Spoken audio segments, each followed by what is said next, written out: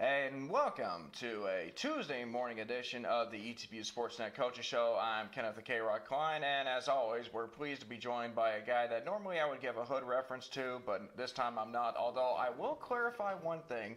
Baby Shark is not something you might see on a playlist as well. So I had to throw that in there, Coach. Obviously, last night, the Toby Words, you kind of got your just dessert, I guess you could say. But hey, that's okay. We'll just throw that out of the way. But anyways, Coach Hood, obviously this weekend, of course, coming in with a big series. We'll get into that in just a moment. But for right now, let's talk about the last series against UMHB. Overall, another sweep, of course, but this was against a team that, you know, when you have a team that's coming in that's not expected to be good, although they could give you a challenge, you should take care of business, and you were able to do just that.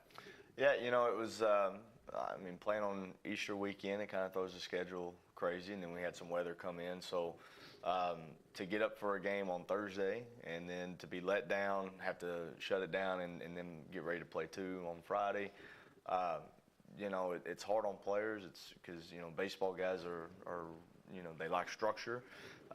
They like routines, and whenever that routine's thrown off a little bit, it kind of gets a little crazy. But you know, played in a little bit different type of weather than what we've been used to. The wind was blowing in, you know, 20 to 25 miles an hour. So it just really changes the approach and what we're able to do at the plate.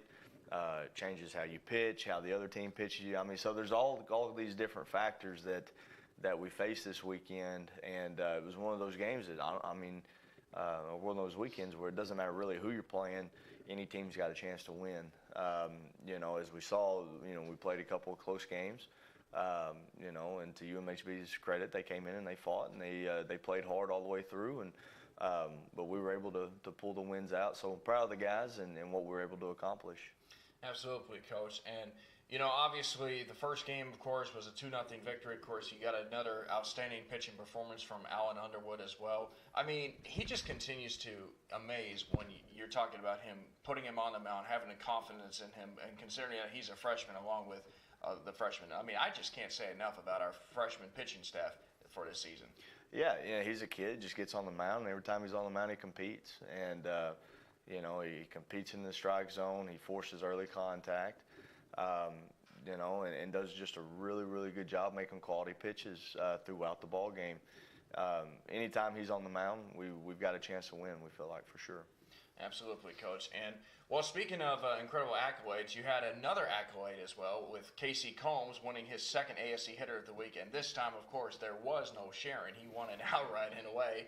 But, you know, Casey Combs, of course, and also last night at the Tobies, he was the most valuable player for all male athletes as well. I talked to him last night, and obviously, you know, he spent 2 years playing with his older brother, Connor, who left a tremendous impact. And obviously, he's trying not to, you know, get out of his brother's shadow in a way, but he's trying to make his own name in his way because he has his goals and all. But just talking about Casey from a maturity standpoint, like when you coach Connor and when you coach Casey, what similarities or differences do you see between the two of them? Well, there's almost no similarities. They're totally two different kids, both in good ways. You know, Connor was more of the quiet type, go about your business, work hard, and see the results. And Casey's more of a vocal guy.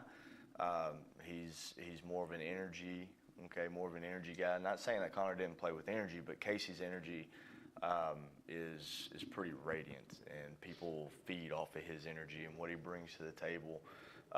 But yeah, man, I'm just really proud of that kid and just how he's matured, not only personally, but matured in the game of baseball. You know, he understands now the type of player that he needs to be. And a lot of the times, success at this level comes from that kind of maturation, just understanding and accepting the type of player that you need to be. And you've been able to see that with a lot of our guys, not only with Combs, but Dylan Sumter this year, Landon Barnes this year, Seth McKeska this year, Gardner. You know, those older guys just finally having an understanding, like, okay, these are my limitations, this is what I need to do to be successful, and this is how I get there. And that's the biggest thing that we've seen with this team this year is really that upperclassmen group, you know, really maturing in the game, maturing in themselves and in the game, and it's given us a lot of success. Certainly there, Coach.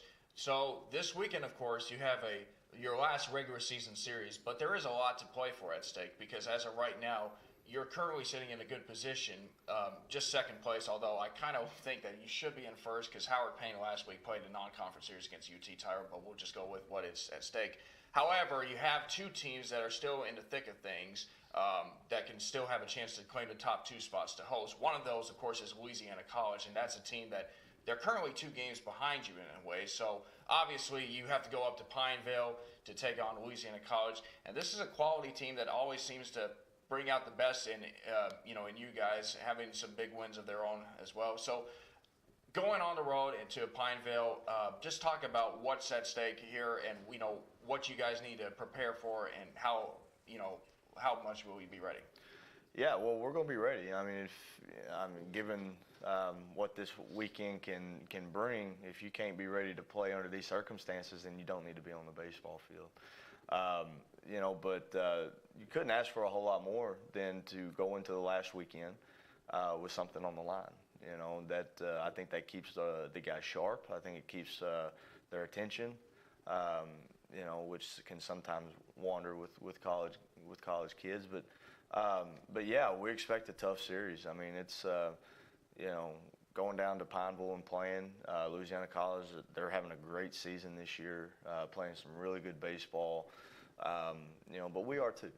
So it's going to be 2 quality programs going against each other with something on the line, and with the the way the win percentages are affecting the conference standings this year with Tyler not counting towards conference standings. Yeah, it's thrown things crazy a little bit, but we can't control that. The only thing that we can control is going out there and playing each game as hard as we can, 1 game at a time, and seeing what happens at the end of the day. So that's the message to the guys this week, to go out, play each game as hard as you can, see what happens at the end, and learn from mistakes and stay humble in victory. So we're looking forward to it, looking forward to what we can accomplish this weekend, and seeing what it brings. Absolutely, Coach. And one final question here. How many rock, paper, scissors games have you won or lost? Like, what's your winning percentage? I'm not very good at rock, paper, scissors, so I've definitely lost more than I've won. So, but yeah, that's a pretty cool thing that we've started there. So. Yeah, no, I feel like you won the match last time against Casey in the series against UMHB. So, yeah. All right, Coach. As always, thanks for joining us once again. Best of luck to you this weekend at Louisiana College. We'll keep you up to date with how that series goes on as ETBU looks to have a right to host a conference tournament in the next couple of weeks. Stick around, folks. We'll have more baseball with head coach Jared Hood.